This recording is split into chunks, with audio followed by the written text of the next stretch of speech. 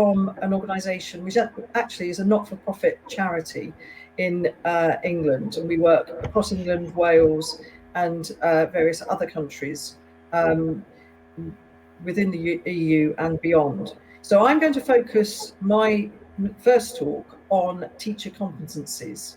So, as Catherine alluded, the child always has to be at the centre of activity, whether it's digital literacy, whether we're looking at special educational needs and disability, whether we're looking at pedagogy. But in order for that to happen, we need to focus on how we develop a digitally literate teacher. If we go to the next slide, please. So for us, a digitally literate teacher is somebody who is not just aware of digital use of equipment or use of tools, but actually has a very deep dive understanding of what digital literacy is. If we go to the next slide, please. So the digitally literate teacher has to look at how the innovation of technology can be used within the classroom, what the impact of digital literacy is in the classroom, and how, as we heard from the EdTech colleague, how students are using tech effectively, but it's embedded in lessons, it's embedded in planning, and it's embedded in the independent learning of the child. And then if we look at the mastery, that's what we're doing here in this project, is enabling the teachers to have training that they've actually practiced it and they've trialed the lessons with success and they're feeling more confident, which is basically the stages we're going through with this Erasmus project. And then finally, survival, in terms of being able to look at it, breaking, not knowing what to do, we have to be aware. So we look at from confidence going through to the use of technology. The majority, the reason I've done it in reverse, is the majority of teachers are actually at that bottom level. That the majority of teachers do not have the understanding of technology in order to be able to apply it to learning. And learning can be lost. And in terms of pedagogy, it's about timing, it's about effectiveness, it's about moving from survival to mastery, which is where we are today, and then going to impact and then to innovation. So we need to develop the skills in very small steps. If we go to the next slide, please. So what we have done at Achievement for All, we have, over the last 10 years, we've had an online support system called the Bubble. And the Bubble contains a lot of information that can be used in schools or independently with teachers to enable them to develop their pedagogy. And in this context, in terms of digital literacy. And we've looked at the digital literacy self-audit tool. So to be able to have those tools, to be able to have the what's needed in terms of the 21st century educator. If we go to the next slide, please. So I'm not going to go through every single question, but just to highlight. So we're moving from survival to mastery, from mastery through to impact, and then into innovation. So what we're looking at through this audit is the use of digital literacy in the classroom by the teacher. So this is whether or not they have those competencies to use the digital audio and podcast, to use the bookmarking, to use blogs, to use digital images, to use video content, to use the infographics, and to use the social networking. Now, what was interesting from the EdTech and from that research is the way in which this mirrors the regular use of technology by students. So even in primary school.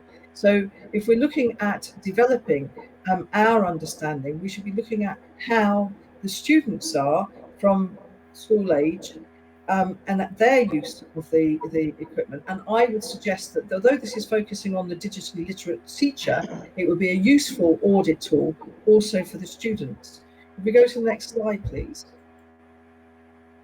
So if we're looking at the what we're talking about today, in terms of developing those skills, moving from survival through to mastery, it's actually how you do these asynchronous and synchronous timing. So asynchronous, are we using the equipment at the same time? Are we using the site at the same time? Are we using the portfolio effect? Are we able to use the content? And are we able to use the notebook and so forth? So the things that we've developed over the last 10 years is actually able to support students, but also to think about the teacher in terms of their digital e-portfolio, to look at the plagiarized works in students' assignment. That's particularly useful for more senior students, but can be when parents are engaged in helping their children learning, and what impact, unfortunately, the sharing of other people's work can be. And then to be able to capture those videos and tutorials, to curate and to use, provide task management. And I'll go into that in a little bit more detail later. And then finally, on this 20 scale digital skills, using polling. And I don't know about you, but over the last 16, 18 months throughout the pandemic, actually this has been used quite a lot, the polling software. It's incredibly useful to get the ideas, the feedback from the students, to get the ideas from the teachers, and to get the ideas from a wider audience. And then to, as we talked about already, plagiarism, but also issues of copyright. And then moving from there to develop quizzes, to find out about evaluation, and then looking at time management. And I'm hoping that one of the things that will emerge from this project is that universally across each of our countries, we find that actually that issue of teacher capacity that was alluded to, as mentioned by the EdTech teacher, can be developed as we move through the use of digital technology. I've already mentioned note-taking, and then more detail in terms of online sticky notes. So those 20 questions, audit tools, will help every school or individually the teacher to be able to assess where they are. So we're going to return to EdTech for the next slide, next session. So over to you, Catherine.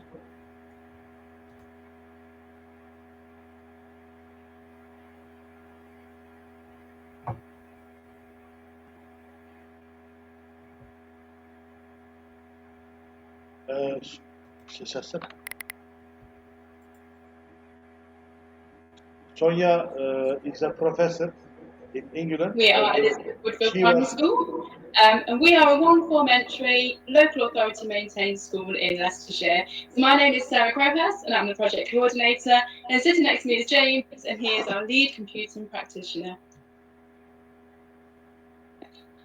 So to start off with, I'll give you a quick overview of our journey to becoming an EdTech demonstrator school.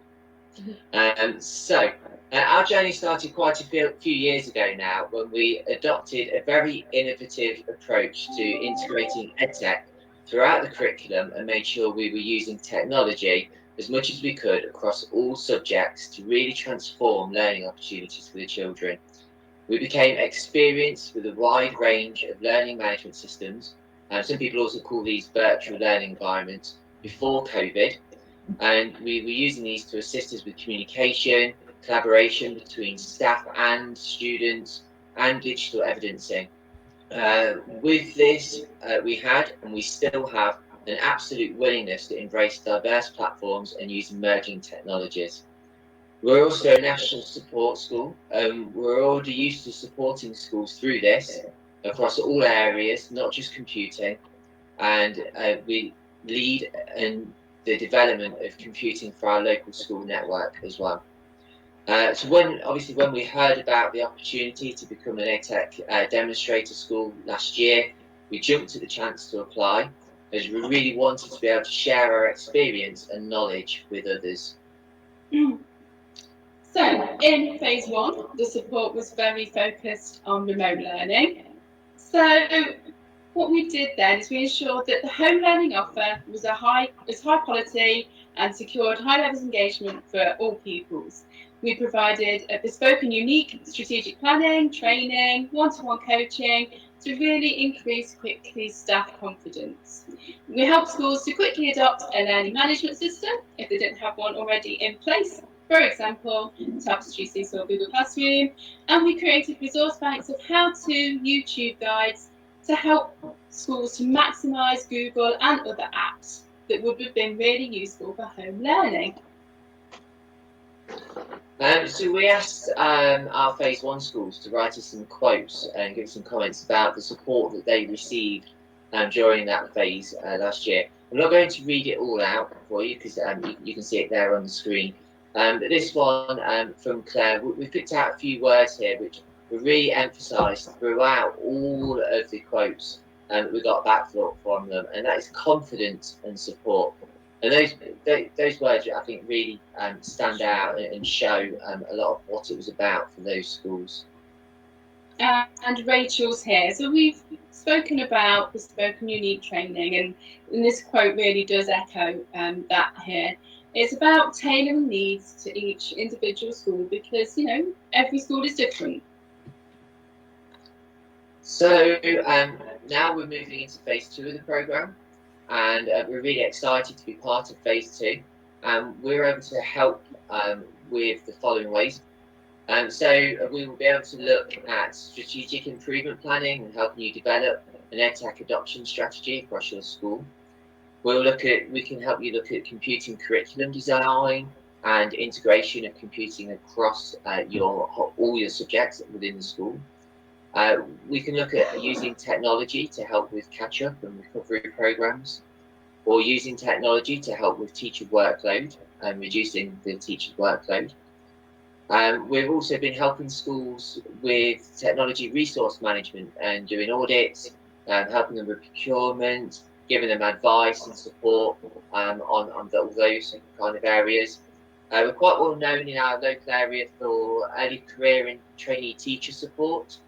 And along with that, we're also very good at doing EdTech coaching with staff. So we're able to either support those staff who come into school and need to be upskilled to the level of your current staff, or if you've got current staff who just need that little bit of a holding hand and able to move them on a little bit further, but we can do that with them as well. And then we've got the we can help you with best practices with a range of technologies. We said, you know, including Apple, Google Workspace for education. But it's not just limited to those. We work with lots of different third-party apps on there as well. Okay, so again, we asked our phase 1 schools who are actually returning for phase 2, why were they coming back? So Isabel's quote here shows how she wants to move now to pedagogy, so everything pedagogy based. She'd like to look at learning approaches and how to really move forward with technology, and that's the kind of thing that we can help with too.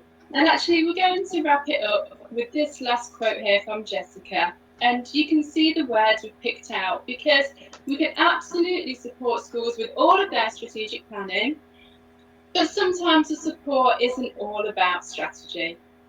So that brings us to the end, and thank you for having us to talk.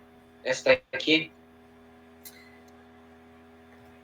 So if we go to the next slide, please. If we're looking at improving digital literacy for teachers in order to get the best provision for the students, the children, we have to think about developing the curriculum. If we go to the next slide. So a digitally literate curriculum isn't about having IT as a separate subject, which is what it's been over time. It's actually about the integration of IT into every area of the curriculum so that all teachers can become IT teachers, but obviously at various degrees and expertise and experience. But we have to apply digital literacy to all subjects. If we go to the next slide, please. So as schools look to how they look forward with their digital learners and the new programs, digital outcomes need to be more prominent in curriculum design.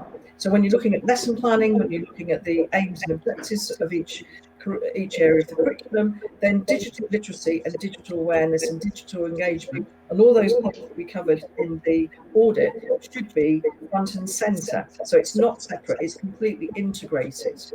And as a curriculum designer, which all teachers are, we need to think about how that those digital skills and the mindset is what I'm talking about here, which will help the teachers and the students to develop. So every teacher should think about how they're contributing to this and how they're integrating technology to create digitally literate students. And I would argue that we've got more digitally literate students than we have teachers. If we go to the next slide. So if we look at the curriculum and the integration of technology, it's about the leadership thinking about that best way forward. So it's the age-appropriate ladder of digital progression. It's also about the subject-specific learning and the way in which that's integrated. And these questions are maybe ones that you will take to your countries and to your study when you're looking at how to develop the teachers. How do you create new materials or adapt existing ones? Which teams within the schools will benefit the most? Who will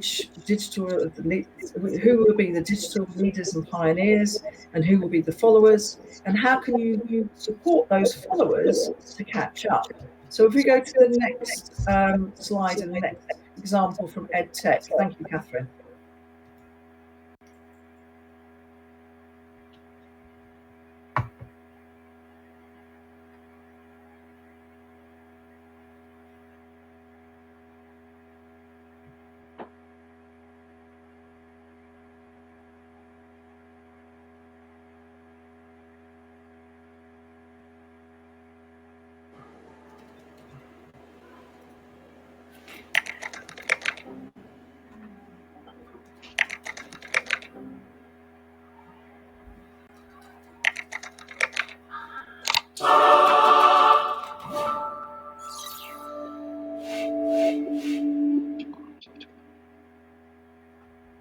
My name's Kate. I'm a geography teacher and a senior leader for learning down at Wilden School on the edge of Southampton in Hampshire.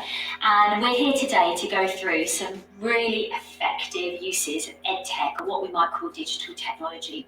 I'm going to do 4. We're going to look at it for creativity, feedback, revision, and then finally for fun and engagement, which I'm grouping together. So without further ado, what are our children, what are our young people doing for creativity down here?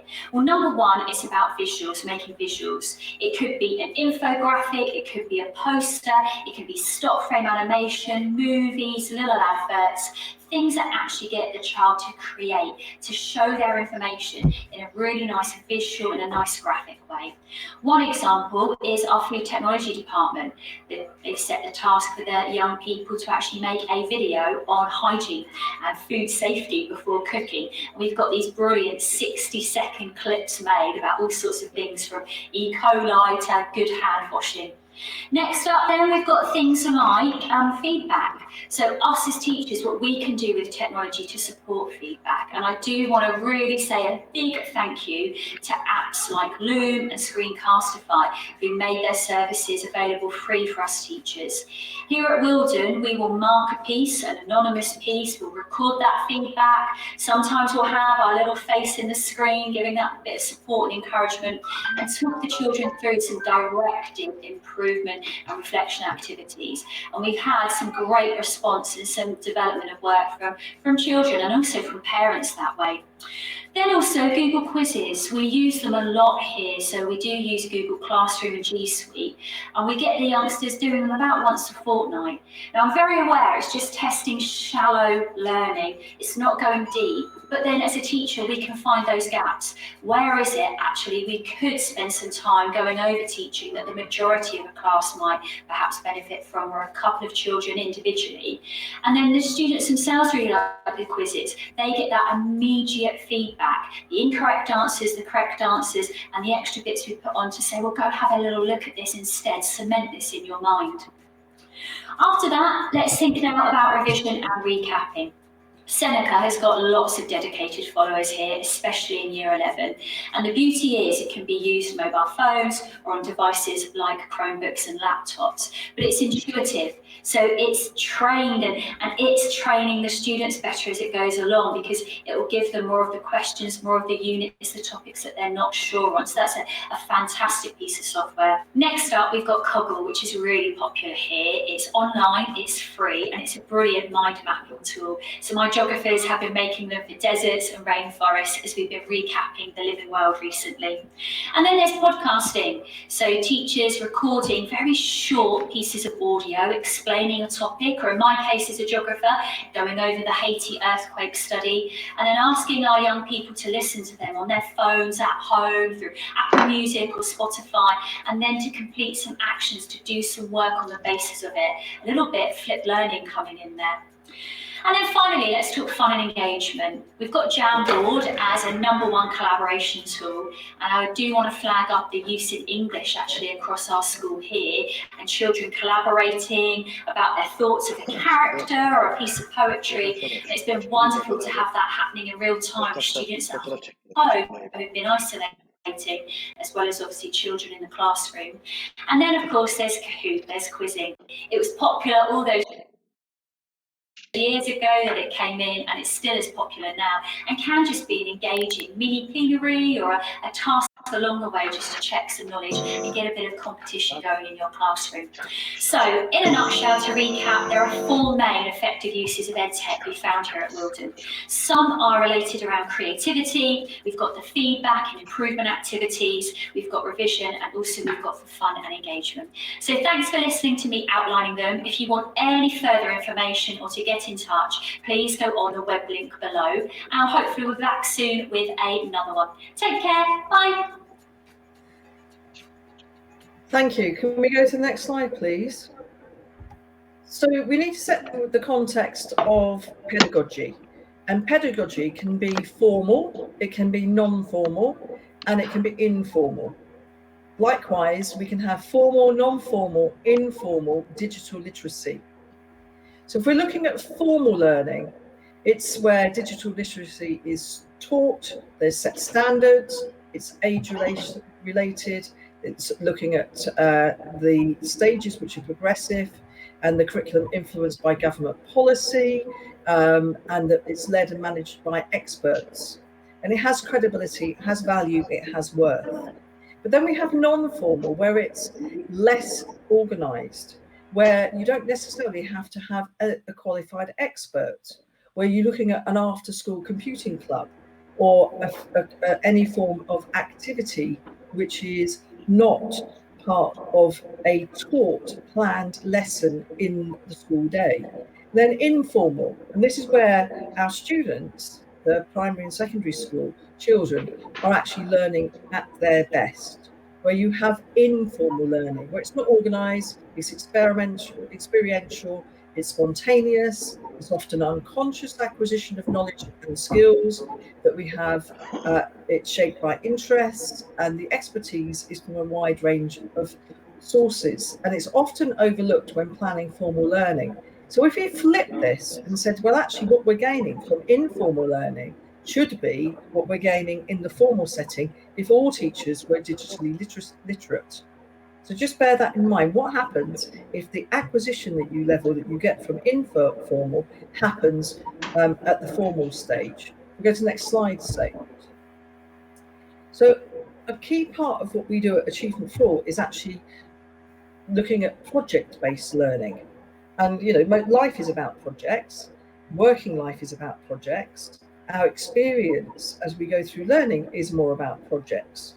And rather than having it knowledge-based, this will enable scaffolding to happen, that we could have, as we've heard today, text-to-speech, peer support, specialist support, the modelling, the mentoring, homeschool liaison, online experience, and the development of hyperlinks. And all of those are the way that we've developed this within Achievement 4, but also it mirrors the work at the EdTech. If we go to the next slide, please.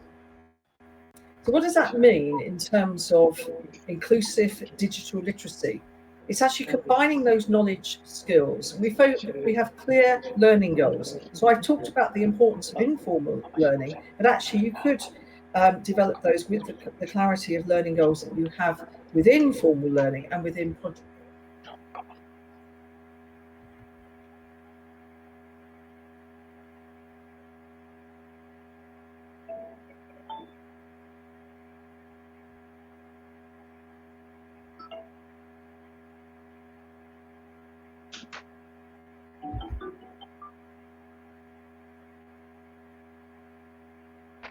Okay. I think we might have lost Sonia. Shall I just step in there to complete it? Yes. Yes. Okay. I think what Sonia I started can't to see say. Sonia. Yeah. Is Sonia back with us? Okay, Okay. I think what. we are waiting. Okay. I just finished. I think she was coming to the end of her presentation, and as she was saying that today life is a lot about project-based learning, and it's important that those skills are developed for children and young people. And when we look at possible framework for project-based learning, what might it look like? So what are the essential components? So for students, combining knowledge and skills, so they need to have a clear focus on the learning goals. What are the goals? Authenticity, it can be something in a real world context which actually will help them a lot to see things are they are. That a lot of young people now tend to live in sort of virtual reality, so when they actually see things in the real world, it might not be what they had anticipated. And challenging problems or questions, presenting a meaningful sort of problem to solve, which is going to be worthwhile for life, rather than an artificial or a problem that's created for the sake of learning. They need something real, something tangible. Sustained inquiry, extended process, so they will be doing it over time, which is again real life is like. The learner voice and choice. Let them make their own mistakes. That's how they learn. And reflect, critique, and revise. To reflect on their learning. What have they learned? If they're evaluating, we talk a lot about monitoring and evaluation in projects. So if the students are evaluating their work as they're going along, looking at their data, putting milestones in for collecting data, public products, so they can make their work public at the end of it, to publicize it, to market it a little bit. Okay, so thank you. I don't know if we have Sonia back now. Hello, can you hear me? Oh, good. Yes, we can. Yes, we can hear you. Okay. So, Catherine, are you going on to the next slides? Yes, I will indeed. I'll go on now. Oh, hold on.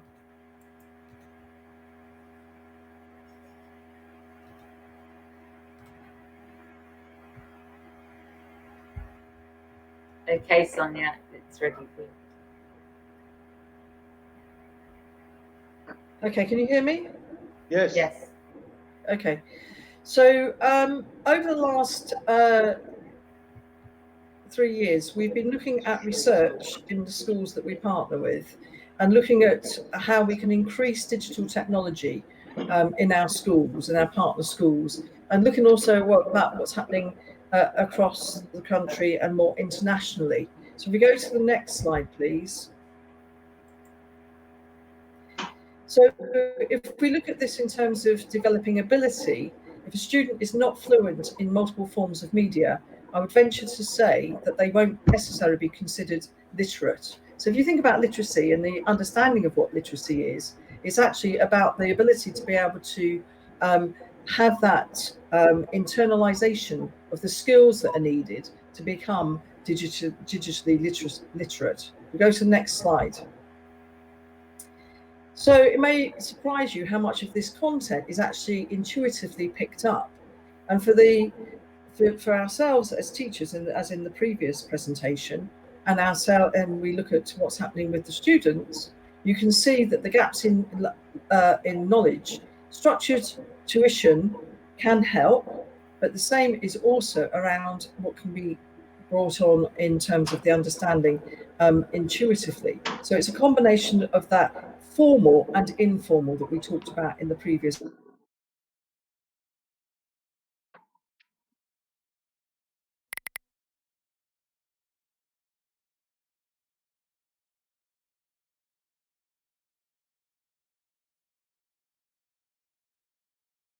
Ne oldu? Sesi aç.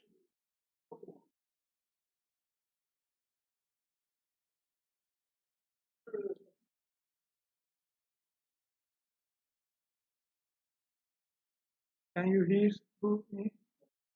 Can you hear me, Sonya? Catherine, can you hear? Gel. Wait for you ya.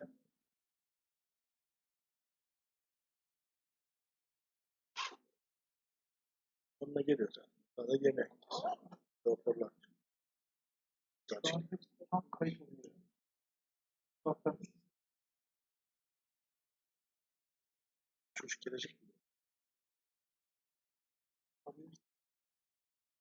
Şimdi büyük.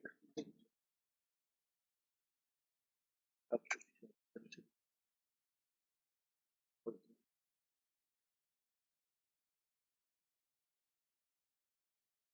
Sonya, can you hear me?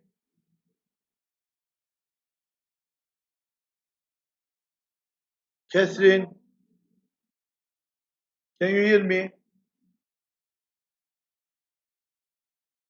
Kaynaktan mı? Bunlardan mı?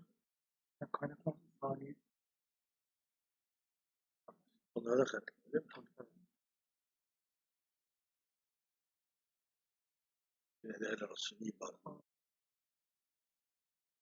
Çocuk bir ara gerek. 15 dakika. İnternet bağlantısı yok. Hocam telefon kapandıydı. He. Bundan gitti. Valla. Evet. Hemen şundan internete giriyorum hocam. Taktık. 3 dakika falan sonra bekler hocam. 3 dakika. Evet, benim telefon.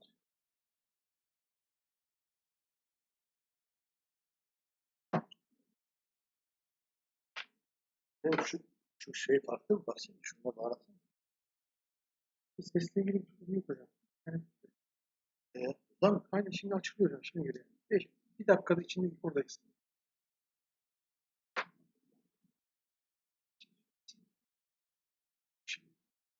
Var mı hocam?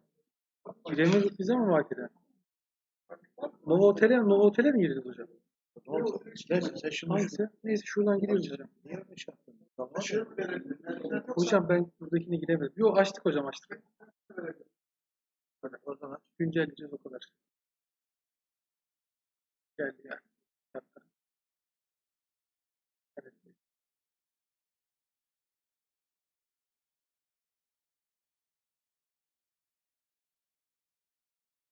Gidiyoruz.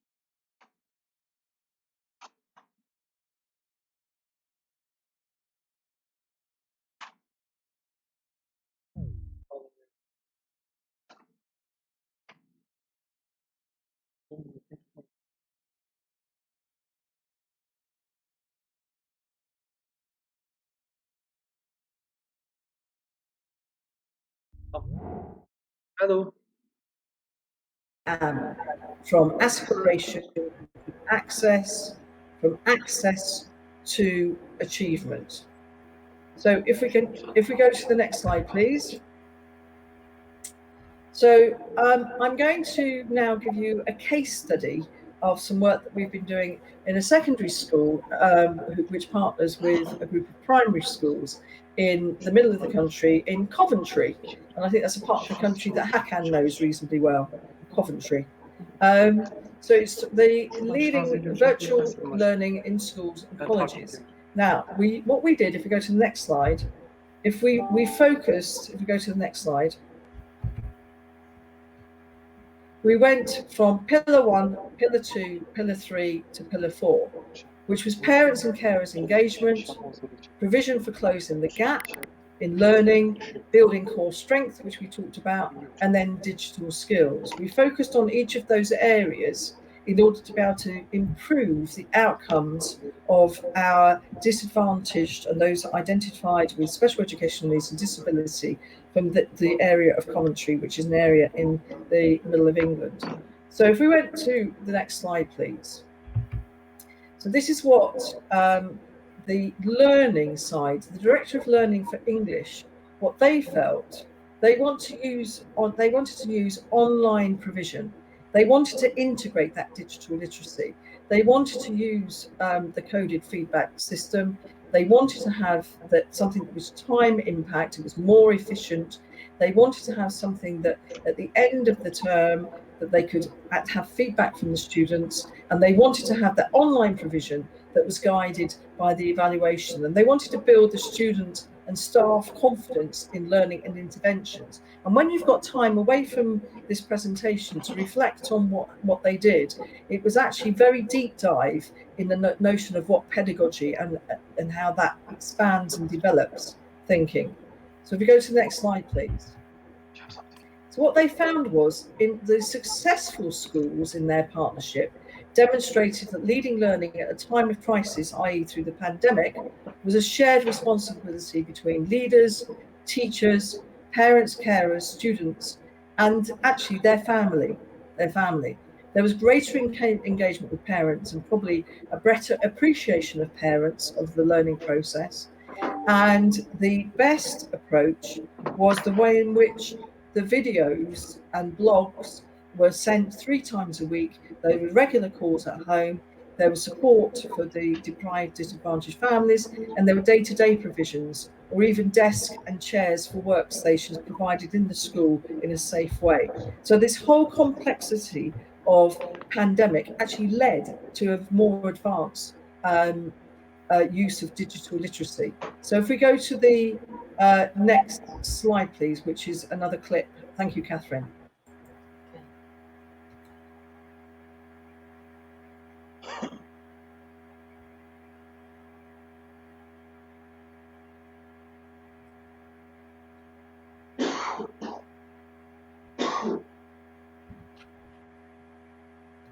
Discussing how we embedded the technology, which was a really important part of the process, as we had to train all the staff to ensure that they were confident to use the Google environment and that we were able to administer the accounts with our chosen settings.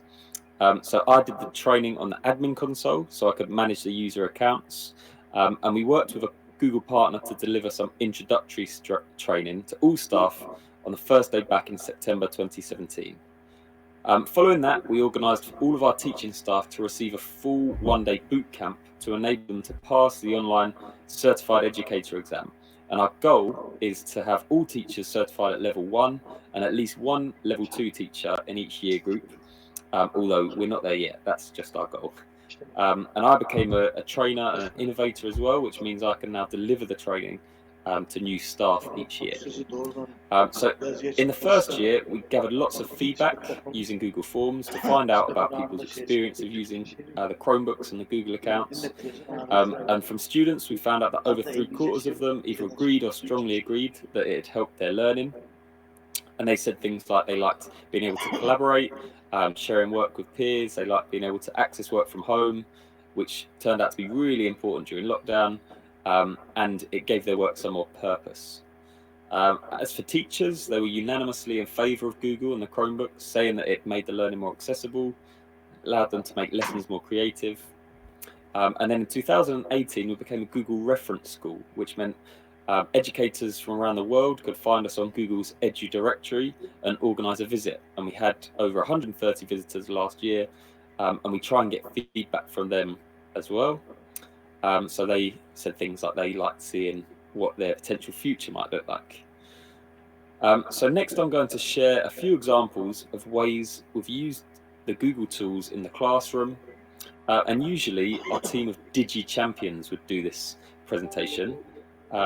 So they are students who have applied to be a Digi champion, and they have to demonstrate that they're confident to speak to groups of adults and share things. This is them at the BET show.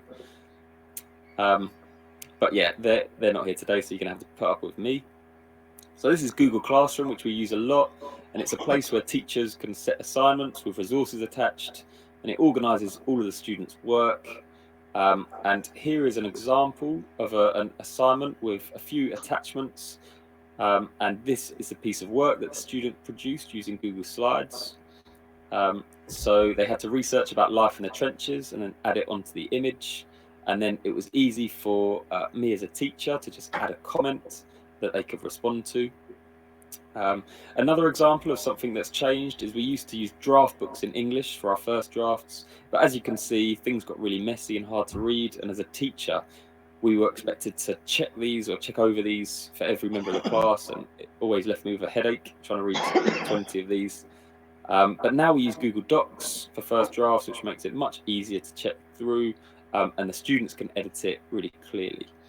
Another feature is that they can share their work with peers. So maybe as an extension task, if they're finished, they can give each other feedback and support without actually physically moving around the class and disrupting other students who might still be working. So we also use Google Sites to showcase what we've been learning in each year group. An easy way for teachers to share the learning with parents and family members. So in year 4, their topic was chocolate, and they visited the Excel Centre to do some market research from members of the public about what they would like in a chocolate bar. Then, in a very hectic afternoon, they got to get their chosen ingredients and make chocolate bars into a mould and design little packages and things. And there was some tasting of the chocolate, and then take those home and hopefully share them, or maybe just eat them. And also in another topic they were learning about in history, they found what they assumed was a stone from the Bronze Age, when in actual fact the teachers planted it there. But they wrote newspaper articles about this, and then we could embed this onto the Google site. So again, it gives some purpose to their work, and it means that they're not just doing their work to go into a book that would sit on a shelf, but actually it can go onto the website where other members of the year or family members can read that. But they're not just for teachers. So this website was made by a student called Barnaby, and here he's embedded in a Google slideshow his artwork that he adds to throughout the year, and then he can add evaluations. And because he can take this home or access it at home, his mum's added an evaluation as well. And here he's created a page with pictures from the trip to the Cadbury World, and he's embedded some of his writing from his Cadbury Brothers biography. And there are many other ways that students can use Google Sites to show what they've been learning. And it's all really easy and simple to create one of these, and good fun. So are they only for teachers and older students? Well, no. Last year I was a teacher in year 2, and we had a Digifloor book. So we were learning about the Stone Age. So we had a visitor come in. They did some art, cave painting style art, and again using the Chromebooks just for images. They went on trips to the woods where they got to make fire and shelters and lots of fun things like that. And then they used Book Creator to create a kind of online ebook, and I'll show you an example. This is Evie's ebook that she created, and she's added images and texts and voice narration that you can click on and listen to what she says, and lots of pictures that she just added to as we went through the topic. And she's even, for homework, she created a shelter, and because she's got her Chromebook with the camera, she can take a video really easily of her homework and include that in there. And again, this just gives purpose to her work, so she can share this with family members, even if they live in other countries, and they can see what she's been up to. And there are so many other benefits of having one-to-one devices. So we pay for lots of online subscriptions, such as Timetable Rockstars and Mathletics. And we saw that once we'd got the devices, their usage really went up, because teachers were using them in lessons as extension tasks, or when they first came in the morning. We also use ReadyWriter to help with spellings. We use Google CS First to help learn computer science, which is fantastic, especially if you've got staff who are less confident teaching Scratch. It kind of has videos explaining the concepts, and then the students get on with it. We use Typing Club, we use Kahoot and Forms to do quizzes in kind of topic lessons, and it keeps the kids engaged. Interland helps them understand about online safety, and there are many more. But having one-to-one devices means that we can access all of these much easier and make the most of them. Another kind of unexpected benefit of using Google for Education was that staff started innovating solutions to problems we had. Things to do with data management and target setting and risk assessments and the kind of jobs that teachers do once the children have gone home. So many of those processes were made simpler once we had access to the tools and staff started creating time-saving strategies. But I don't really have time to go into those right now. Instead, I'm going to talk a little bit about our home learning and how we kind of approached the strange times we found ourselves in March this year. So I've made a video that's on YouTube that goes into a bit more detail on this, that you're welcome to go on another time. But I'm just going to kind of give you a day in the life of a year 2 in June this year. So this was our strategy. We created a web page for each day, and students would log in. It would go live at 9 AM that morning, and the previous weeks got put into another tab.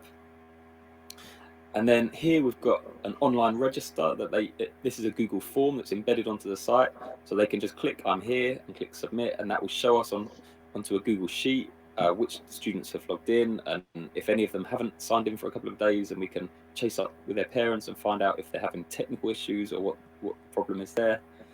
And then as they scroll down the page, each morning we'd have like a team meeting using Google Meet, and just catch up and find out who's planning what for today and how they did yesterday, and just general meeting stuff. But then we started recording parts of our morning meeting and would shout out individual students who had impressed us from the day before. And parents told us that the students really enjoyed listening to those, and it really motivated them to do their best. Then they'd scroll down a bit more, and this was the maths work, and this would have been recorded the previous day by the teacher responsible for maths, which was me in this case. And again, it was the exact same content that they would have been using in school, but it was just in a video form. So I asked them in this case, can they come up with a better method than mine? And then they could respond. So further down the page, there's a link to go to Flipgrid. And from there, again, it's really simple to log in with their Google account. They could add a video response. And this was a really nice way for them to see each other and kind of keep in contact. They could post video replies to one another, which was really sweet. And it was nice as a teacher to be able to see them, and we could give video responses, and if any children had any misconceptions, we could kind of catch those. And then when they carried on going down the web page, they might have an activity to complete. Sometimes we used a Jamboard for this, but today it was a Google form, which had the benefit that when they submitted their answers, they got instant feedback telling them if they were correct. And then they would have had another video to watch for English. And in this case, they had a link that took them to an assignment on Google Classroom. And from there was an activity they could complete in slides. And again, we could go onto that as a teacher and see the work that they were doing and leave them comments and feedback. And then there would have been another activity for reading and sometimes other thematic-based learning as well. So thank you for listening. I just wanted to point out as well that we recently joined the EdTech Demonstrator Programme, which is funded by the DfE, and it aims to provide peer-to-peer support for schools. So if any of the things that I've spoken about here has kind of interested you, or you want to find out more, or you want support doing similar things at your school or in your context, then do feel free to go to the Demonstrator website, and you can get in touch with any of the 50 fantastic demonstrator schools across the UK, or you could email us directly, and we might be able to support you with training, or maybe sitting down with your SLT and developing technology strategy. So do get in touch, and it's all free, or at least it's paid for by the government. So thanks for listening, and I hope that that was helpful, and good luck with your EdTech strategy.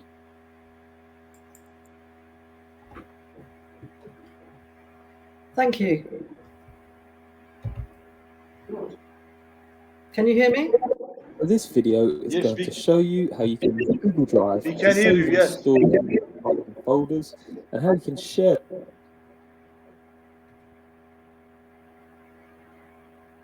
Tonya, can you hear me?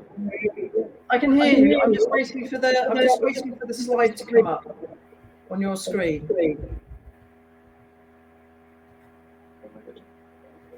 Bir slide. No slide.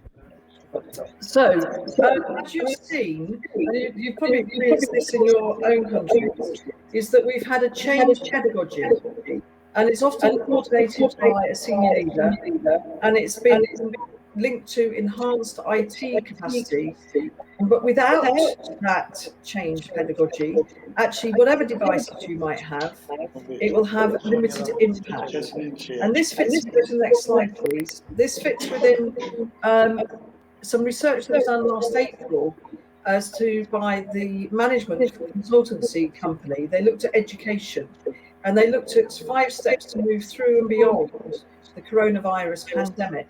So to say, this was April last year. They said, first of all, we needed resolve, we needed resilience, we needed to return to what we were actually teaching, but then we need to reimagine it. And all the examples we've given today, and this fits into the project in terms of how we move digital literacy going forward, we've had to reimagine how we teach.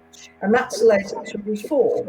Now, the degree of the reform is dependent on the policies, both at the local level within the school, the regional level, but also at national level. So how that feeds into the national level. But let's go back to another case study, this time the Manchester College. So over to you again, Catherine.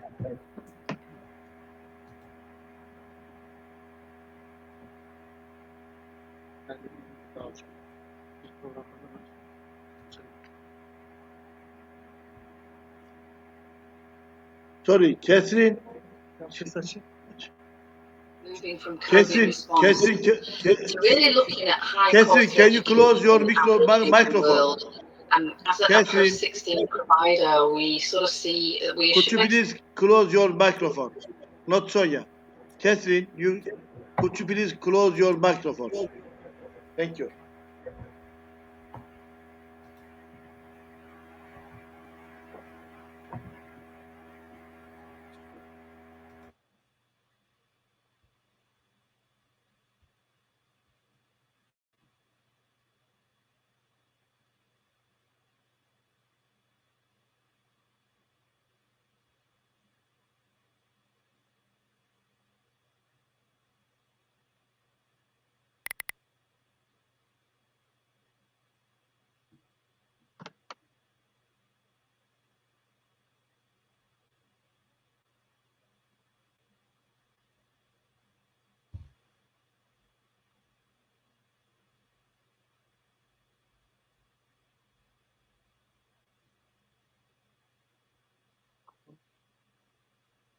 Catherine, sorry, you can open now. I mean your microphone. Catherine, you should open your microphone now. It didn't work actually.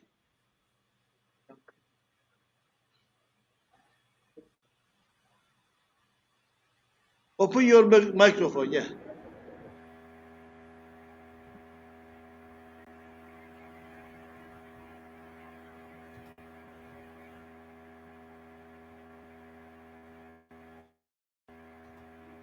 of the past year from the support we've given. We supported over 60 schools plus colleges plus 6 form colleges, and it was great to actually have that dialogue and to find out, to support really with some of the work that we were doing in college, but also our approach to CPD, which was very much collaborative. And Paul, it's not being the expert, it's almost being the critical peer friend who actually says, has that discussion of why you're using technology and how technology will work. Digital exclusion, absolutely crucial and links to digital literacy. One of the things that we all learned is how many students were excluded from that digital offer. And that's one of the key areas. These are areas that are bigger than just teaching and learning. They actually go across the whole organisation. And I think that move to a wider strategy that we're looking at now is very much driven by what we learned last year in the EdTech demonstrator. EdTech isn't about tech, and Paul, what you were saying, the solution isn't always a technological one, but actually it's learning that comes first. And we are in our support looking very much about the quality of education, teaching, learning, assessment, the wider support and the development of the wider skills that supports progression. Skills and confidence of teachers. We've learned that people at different levels there was sort of the emergency response, particularly when that online was required. Skills and confidence teachers. We've seen the potential also of online and blended learning to improve education. A good example in FE colleges has been in our music tech, where they were not great at doing homework, let's be honest. But now 90% of them complete independent learning. Now that is a shift of thinking from homework to independent learning. It's just part of your course you do at home, you do it online. And that allows time when they're in college to actually focus on the workshop activity within the music tech area. So it's a really good example. Senior leaders and teachers. In our support, we focused on both leadership and teachers, and both of them are leaders of learning and one can inform the other. So we're looking at whole college strategies informed by practice. We've been through one massive experiment, and I don't know whether this is the same, but we found that the communication had to be much quicker in driving strategies, particularly in FE colleges, on how digital and blended learning approaches were applied during the past 18 months. One-off CPD doesn't really work, and Cascade doesn't work. We actually work to build capacity. So the approach we took in our EdTech demonstrator was to build the capacity to self-improve within the school or college that we were working with. So it's not about a one-off CPD, although we've got how-to stuff on our website, and we do cover the how-to stuff. It's really important that you think through how that capacity builds within your school or college, and you develop that digital leadership that I was talking about as leaders of learning. Ongoing reflective practice, and that links to that idea of one-off CPD. We don't offer that in our support. We offer a reflective practice model, so we will actually demonstrate and show things, and I always worry about demonstration, is that the right word? But it's actually about thinking, yeah, we can look at how things will work, but then go away, try it, see how it works.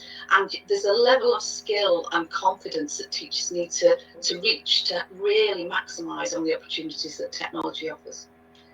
The rapid pace of change, I have never seen anything like it. I was talking to a digital company who said their 5-year plan was done in 1 year.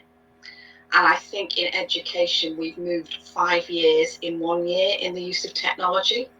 But now it's time to stop, reflect, and as Paul said, what's the good bits that we want to take forward? What are the things that we will actually mainstream, if you like, within our education system that make things easier? I managed to get a meeting together last year of all the principals of the GM colleges to talk about digital strategies. I couldn't have done that face to face. It'd take me months. We did it in a couple of weeks. You know, the world has shifted, and the pace of change for our learners is the same. Our students, our pupils, whatever you want to term them as, it's actually the pace of change in keeping up. Digital inclusion is paramount, and this links to my last point.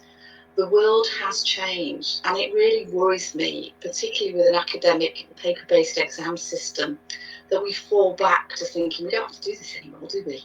Actually, we do. We have a moral imperative to help children and young people access and be successful in this new world.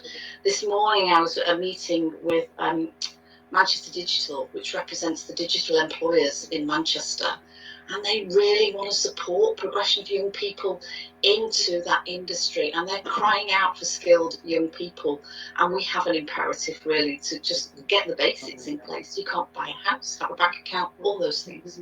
So that's what we've learned. Our offer this year, I've put up an image of the website and you can have a look at that. We've got lots of resources that we've gathered over the last year, and we're continuously updating those with help from our other colleges.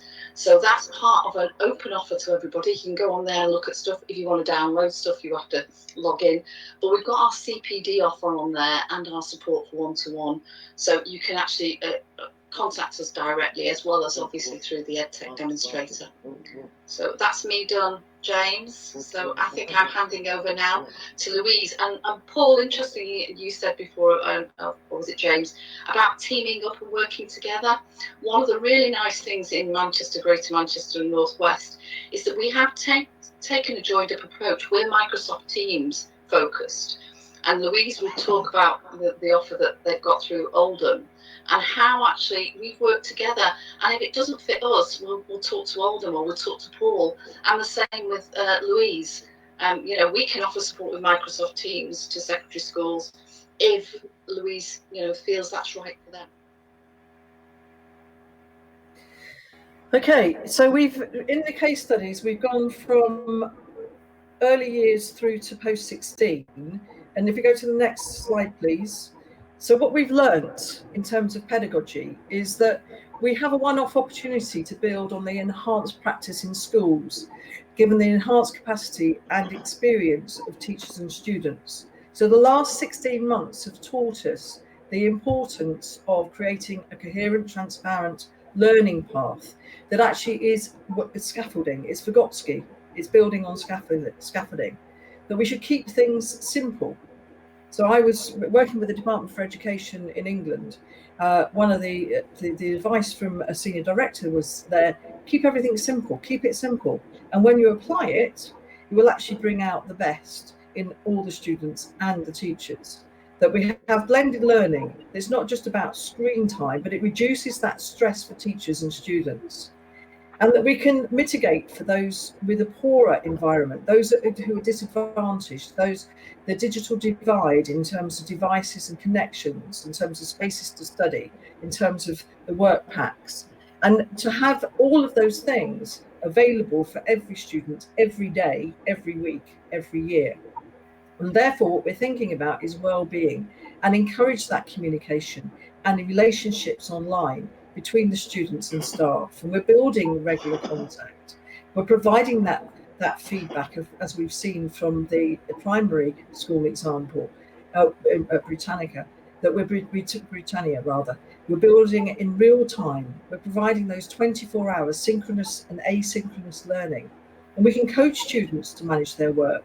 And we can build a variety of differentiated support, not just online virtual lessons and PowerPoint, but that relationship building that we have, and that we can also build in additional support into the mix, which is the next few slides. I'm going to now focus on SEND. If we just go to the next slide.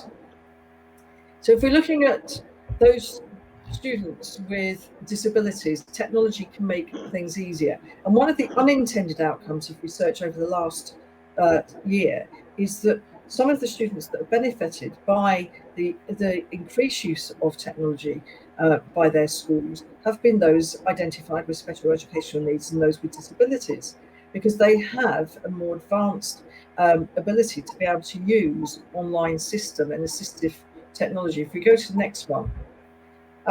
So if we're looking at assistive and accessible technology, it is about the ability to be able to use the equipment, and second to content. It's actually embracing that universal design. And we work with a company called Microlink that helps us to engage with students who have quite severe disability, but have also problems with special educational needs.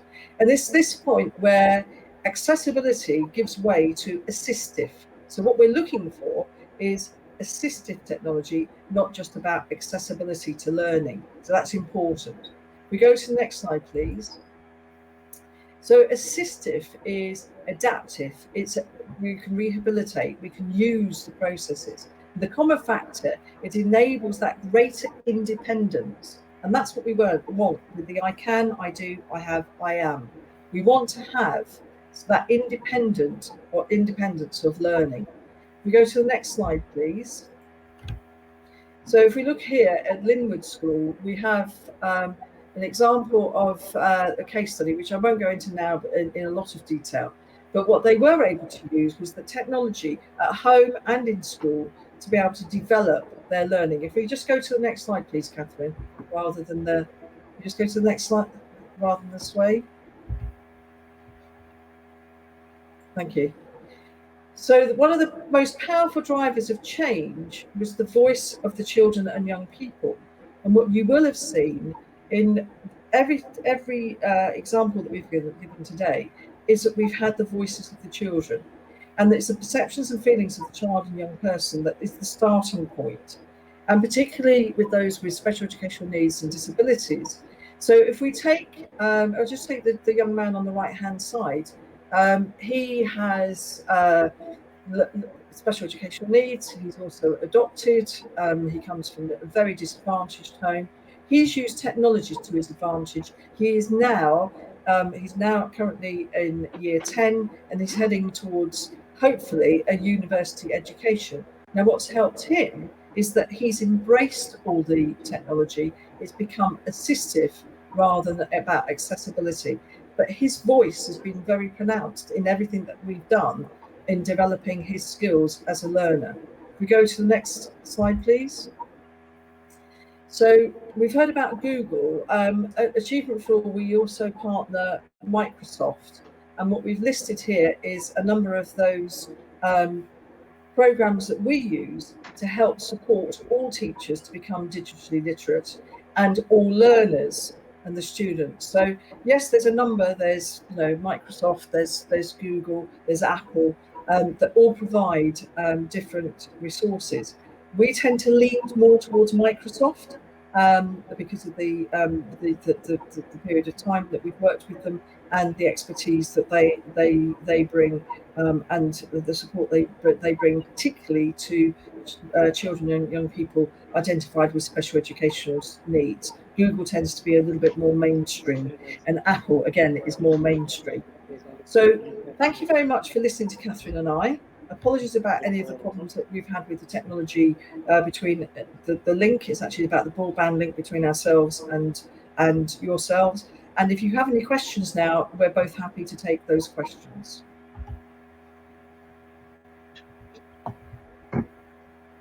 Thank you, Sonia, Professor Sonia Bradford. Thank you very much for your very well prepared presentation, and thank you, Dr. Catherine Knowles. We want to take together using this picture. Okay, we want to take a picture for our for our memorizing and for the dissemination to upload our website. Just yes.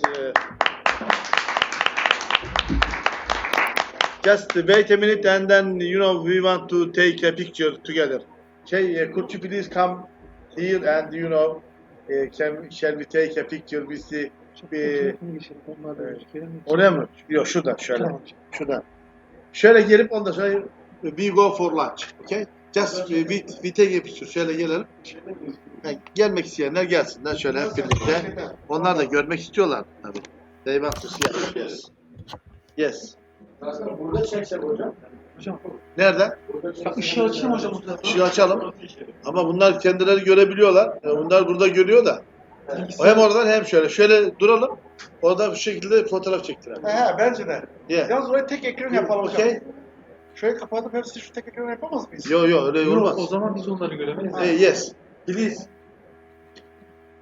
Sonia, Professor Dr. Sonia, she was my supervisor when I am in England. I mean, for doing my doctoral study, and Dr. Catherine Knowles, I met her in the International Specialty Congress in Konya about 2013. for a few years ago. Yeah. Şöyle gelin. Şu an hepinizi alır. Ben biraz da geriye alayım.